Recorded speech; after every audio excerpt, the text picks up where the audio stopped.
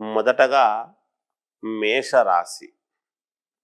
మేషరాశి వారికి ఈ వారము కావాల్సిన వాళ్ళతో, మిత్రులతో ఏదైనా వివాదాలు లాంటివి ఉంటే గనుక ముందు అవి సద్దుమణగటం, అంటే రాజీ వ్యవహారాలన్నీ కూడా చేసుకోవడం జరుగుతుంది కాక.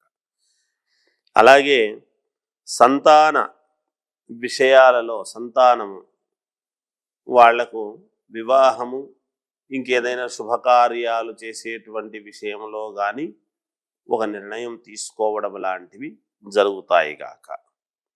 అలాగే నూతన ఉద్యోగ ప్రయత్నాలు, ఉద్యోగాలు కావాలి అనుకునేటువంటి వాళ్ళు ప్రయత్నాలు చేసుకోవచ్చును.